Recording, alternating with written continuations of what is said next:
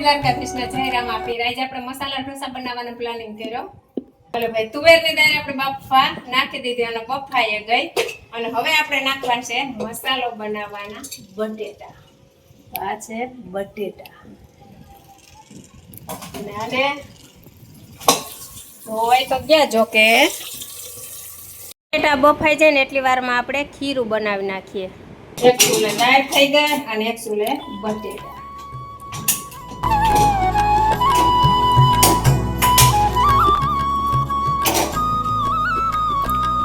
ઢોસા બનાવતા જો કે દરેકને આવડતા જ હોય, મસાલા ઢોસા કે ઓલા ઢોસા, પણ થોડીક રીત જોતી હોય, કેમ ભાખા ફેરવાય એવી રીતના રીત જોતી હોય થોડીક ઘણી. મસાલો બનાવવાનો રીત જુદી હોય, થોડો ફેરફાર મસાલામાં થતો હોય કે ઢોસાનું ખીર બનાવવાનો ઈ ફેરફાર થતો હોય, બાકી તો કઈ ફેર ન હોય. ઢોસા એટલે ઢોસા જ કહેવાય. તો આ છે આપણી દાળ. આપણે હવારી જ પલાળી દીધી હતી. અમે જો આવી રીતના કરી. આ છે ચોખા હવારના પલાળ્યા હતા. આ છે અડદની દાળ, 3 વાટકા ચોખા અને 1 વાટકો અડદની દાળ. અને એમાં આપણે જો આમાં તમે જો તો એમ કે હવારી આપણે નથી કર્યો, આમાં થોડીક એવી આપણે તુવેર નાખી હતી. તો આ તુવેર હે ખાલી અમથી એટલી 2 ચમચી તુવેર. અને આની અંદર એક ચમચી ખાલી મેથી નાખી હતી. તો હવે આપણે આ બટાટા બફાઈ રહ્યા ને તો આપણે ખીરું એ બનાવી લઈએ. પેલા આપણે ચોખા નાખી દઈએ અને મિક્સરમાં આપણે કાઢી નાખવાનું. થોડુંક પાણી જવા દેવાનું.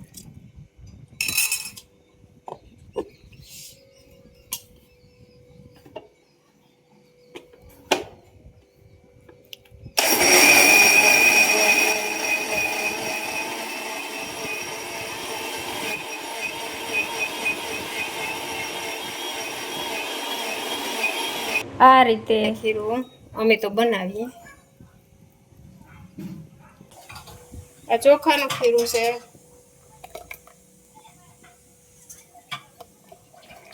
અને આ છે અડદની દાળનું. આપણે મેં તમને બતાવી હતી ને એ.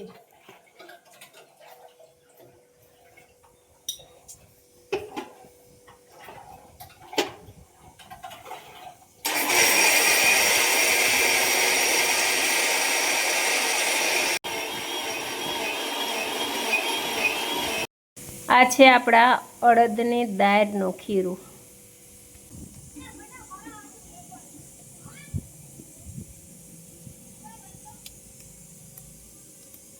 આસા મીઠું લઈ લેતા, 2 દાણા મીઠાના ભેગા નાખી દઈએ.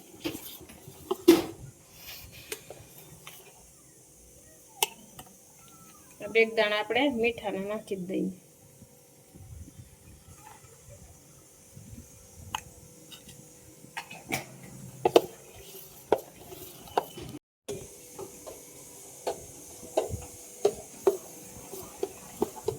એકદમ મિક્સ ના થઈ જાય ને બધું, ત્યાં સુધી હલાવી જ રાખવાનું. તો આપણું ખીરું થઈ ગયું હાવ તૈયાર, કમ્પ્લીટ. હવે આપણે છે ને દાળ વઘાર નાખીએ. પણ દાળ આપણે વઘારવાની છે હાવ સાદી પ્લેન. આપણે જે દાળ ભાત બનાવીએ ને એવી રીતના નથી વઘારવાની. અમે તો જો કે સાદી જ વઘારી. એમાં બહુ મસાલા ને એવું ઓછું નાખીએ. એમાં આપણે મસાલા ઢોસામાં આપણે આમાં લહણ વાળી ચટણી ને એવું બધું નાખવાનું છે. તો અહીંયા આપણે તેલ મૂકી દીધું અને આમાં આપણે લસણ વાળી ચટણી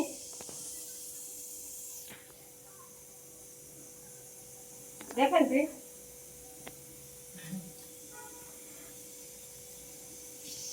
અને લસણ વાળી ચટણી, મીઠું સ્વાદ પ્રમાણે, હળદર, જીરું વઘારમાં નાખવાનું છે ને આમાંય નાખવાનું છે. હું તો જો કે પેલા ડોહલા ભોહીને નાખતા હોય ને હું અહીંયા ભોહીને જ નાખું. દાળ થાય જોરદાર.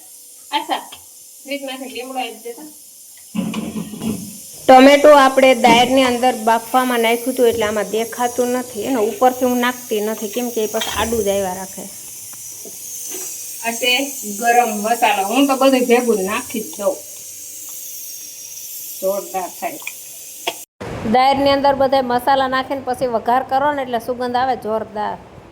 હવે નાખશું 2 દાણા ખાંડ. જેવું જેનું મીઠું વાતે ખાતા હોય એ પ્રમાણે ખાંડ. લીંબુ તો આપણે છેલ્લે નીસાવશું.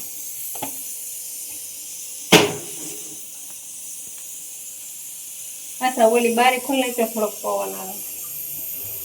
રેડી. તો ગેસમાં વધારે પવન લાગે. આપણે જોઈ લે તેલ થઈ ગયું.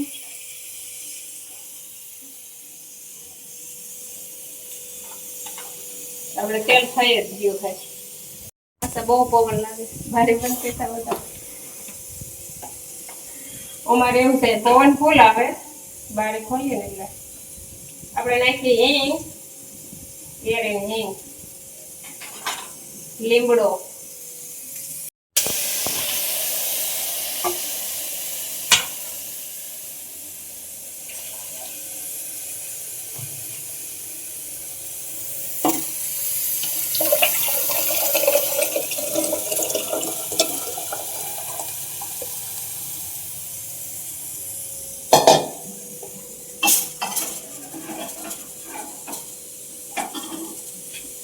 બફાઈ ગયા છે. એટલી બધી ઘાટી આપણે નથી રાખવાની. થોડીક હું આશેરવી તો આપણે ઢોસા ભેગી પીવાની મજા આવે.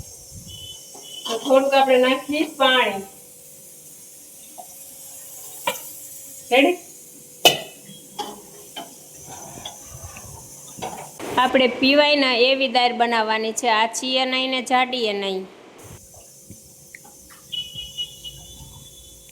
બની ગયા. હવે આપણે ઢોસાનો મસાલો બનાવી નાખીએ. તો રાઈ જીરાનો રાઈ તો ન નખાય, ખાલી એટલું જીરું જ નખાય. જીરાનો વઘાર કર્યો. કેરીની હિંગ નાખી.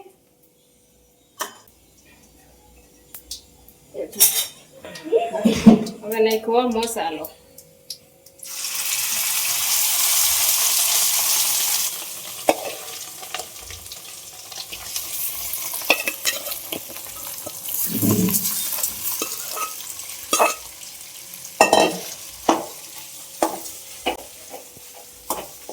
હવે નાખી દે બધા મસાલા.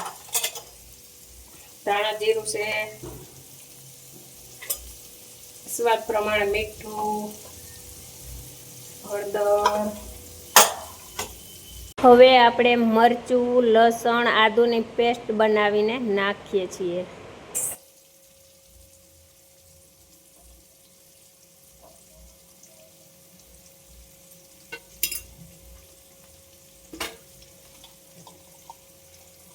આ છે ગરમ મસાલો.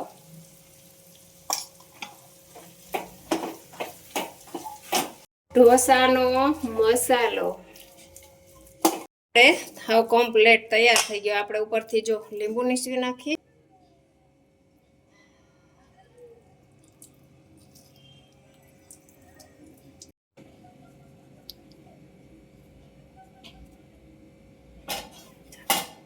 હવે આપણે આ દાળમાં થોડાક દાણા નાખી દઈએ.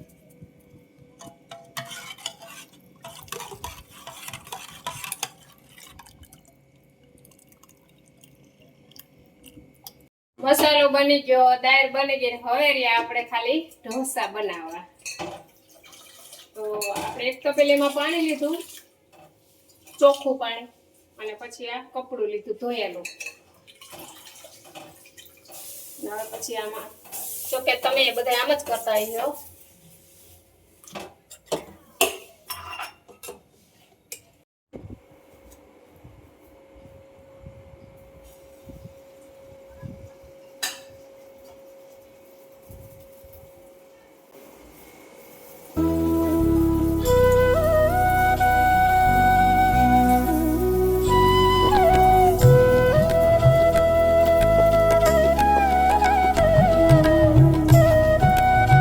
એકદમ મસ્તીનો થઈ ગયો. જો એકલો ઉસકી જાય ને પછી જ આપણે હે ને આને ઉસકાવવાનો હે.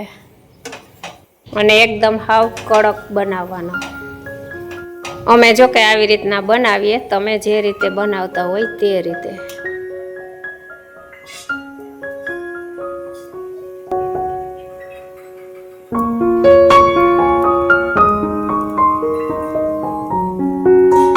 આવી રીતના મસાલો ભરીને અમે તો આવી રીતના ઢોસા બનાવીએ. મસાલા ઢોસા તૈયાર થઈ ગયા. હાલો બધાય જમવા. મારા વિડીયો જોવા બદલ ખૂબ ખૂબ આભાર. મસાલા ઢોસાનો વિડીયો આપણે અહીંયા પૂરો કરીએ અને ફરી વિડીયોમાં મળશું. તો જય દ્વારકાધીશ. Thank you.